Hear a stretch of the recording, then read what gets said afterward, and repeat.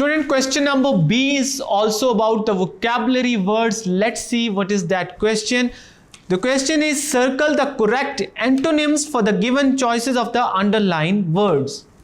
सबसे पहले इस क्वेश्चन को अटेम्प्ट करने से पहले आपको ये पता होना चाहिए कि एंटोनिम्स क्या होते हैं. स्टूडेंट्स, सिनोनिम्स और एंटोनिम्स दो मीनिंग्स की टाइप्स हैं. सिनोनिम्स स्टूडेंट्स सिमिलर मीनिंग होते हैं, किसी वर्ड का सिमिलर मीनिंग यानी एक जैसा मीनिंग, उसको हम सिनोनिम कहते हैं. और antonym means the opposite meaning of the word. अल्फाज उलट यानी अल्फाज उलट को हम, जिसको उर्दू में हम अल्फाज उलट कहते हैं, इंग्लिश में हम उनको एंटोनिम्स कहते हैं. लेट्स सी कि हमारे पास कौन कौन से चॉइसेस दी गई. The first statement is the Sultan Mosque is one of the most impressive monuments of the world.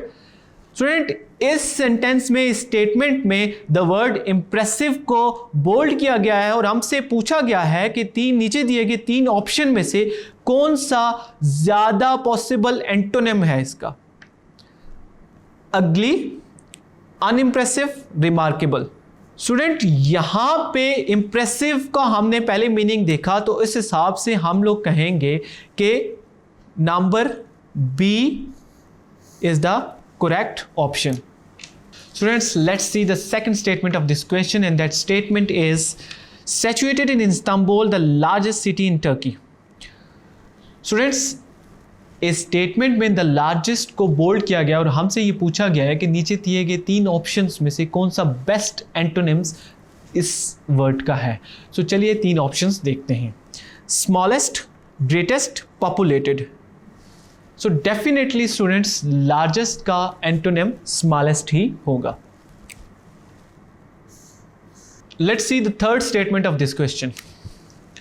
A heavy iron chain hangs in the upper part of the court entrance on the western side.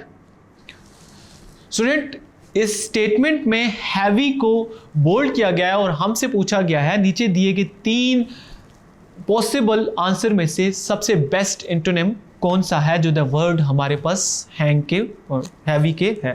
Big, bold, light. Student, तो definitely heavy का antonym light ही होगा. चलिए अगली statement की तरफ बढ़ते हैं. The upper level of the interiors is adorned with blue paint. Student, इस स्टेटमेंट में अपर को बोल्ड किया गया है और हमसे अपर का एंटोनिम ढूंढने के लिए कहा गया है. हम अपने पॉसिबल आंसर देखते हैं. Lower, outer and higher. Definitely students upper का एंटोनिम लोअर ही होगा. So students, let's move to the last statement of this exercise, and the statement is the floors are covered with carpets. And the option इस sentence में covered के word को bold किया गया है. Let's see हमें क्या ऑप्शन दिए गए कि पॉसिबल एंटोनिम के लिए. The first is spread, exposed and decorated.